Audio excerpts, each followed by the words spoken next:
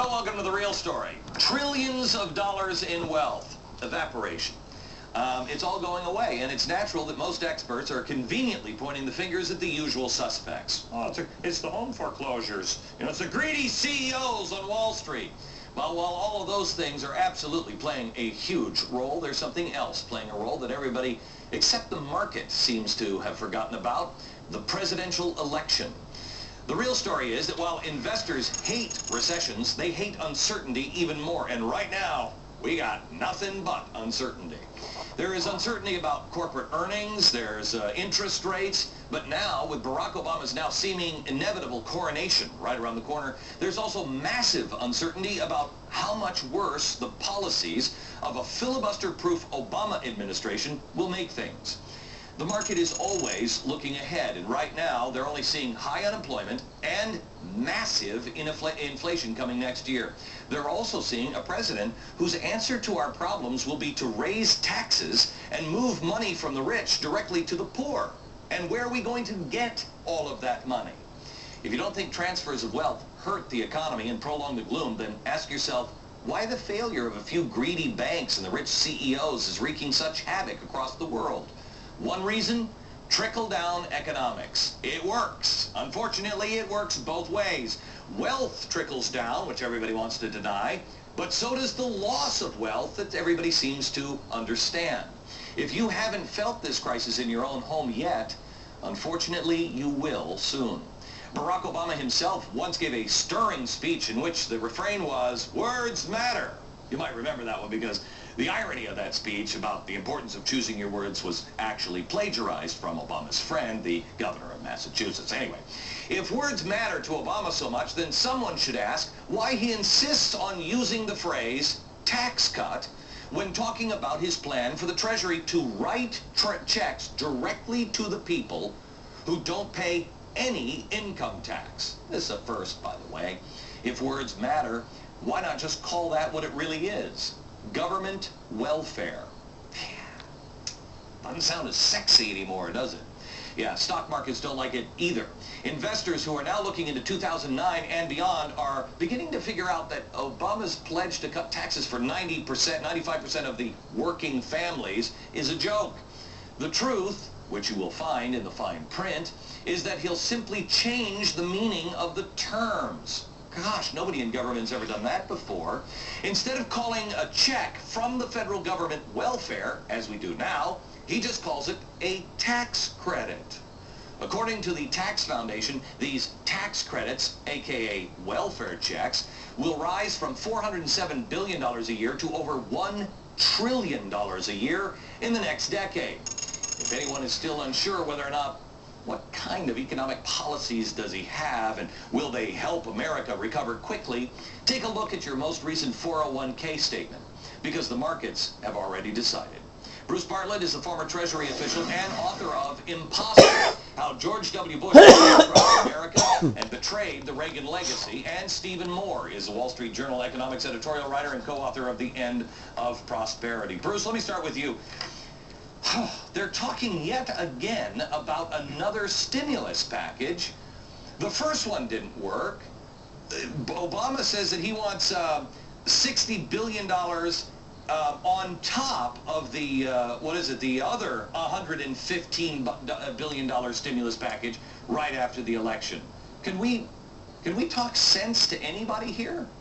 Apparently not. Apparently there's no public policy whose failure is so great and so recent that we can't do it all over again. Just earlier this year we had a $100 billion tax rebate that was supposed to prevent all of this economic chaos from happening, and it didn't. We've tried this before. Every post-war recession we've had some sort of stimulus package. We've tried tax rebates before. They never ever work. I think we'd be better off just saving the money. Stephen, and Nancy Pelosi came out this weekend, and now Obama has added to this. We're talking food stamps. We're talking welfare checks. I mean, we are growing the government, and there will be nobody in the way to stop this.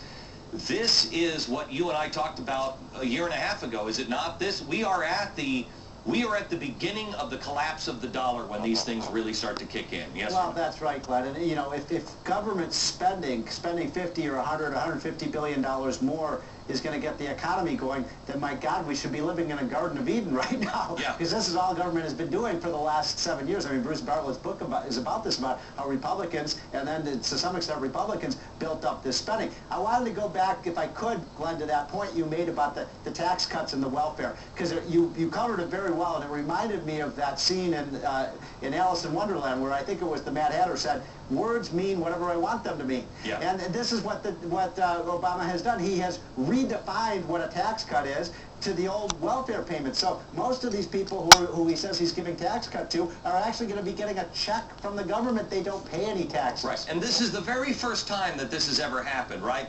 That the President of the United States would be signing checks and sending them direct. I mean, you want to talk about bribes or buying people's votes? This is really it. Well, actually, we had the old welfare state, and we reformed it. It was one of the few really good things Republicans did in the mid-1990s. What they're doing is recreating the old welfare state, but now they're calling those welfare benefits tax cuts. So people say, oh, well, that sounds good to me.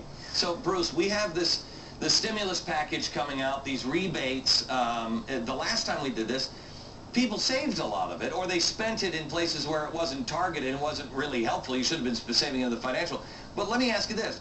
What would you do if you got and you won't, by the way, but if you got a stimulus check in the mail, you got something, you know, from the government, they wanted you to spend it, wouldn't you, in this uncertain economic market, put that right directly in a bank that you couldn't trust?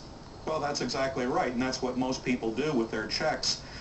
Maybe what we should do is instead of sending checks, send them coupons that they could use at Walmart that have an expiration date where you have to spend the money. I mean, that would make more sense if you believe that spending causes prosperity. Some of the congressmen have actually proposed that idea. Send gift cards rather than money. No, that would, you know what, that would benefit the evil Walmart that everybody in Congress seems to hate. But you know, another point, Glenn, that you made, you know, in your monologue, I do think there is a lot of risk aversion out there right now, and people see Barack Obama saying, well, if I become president, the first thing I'm going to do is raise the capital gains tax, raise the dividend tax, raise income taxes. That's got to be bearish for stock markets. And I do think, I'm not blaming this on Barack Obama, but I do think all of his talk about raising taxes on investment is sapping down this economy, guys, making it worse. Here's the good news, and you disagree with me if you want. Here's the good news. It ain't going to last. High taxes won't last long, because you can't do that in this economy. You can't do that in any economy, but especially this economy. Well, but Herbert Hoover tried it, and so did Franklin Roosevelt. But you know what? We had a gold standard.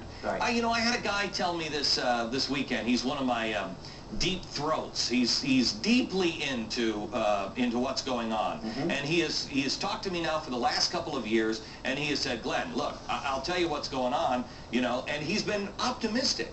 He's telling me now that everybody in his circle is reading about the Weimar Republic because he's at that level. He's standing with everybody who's involved.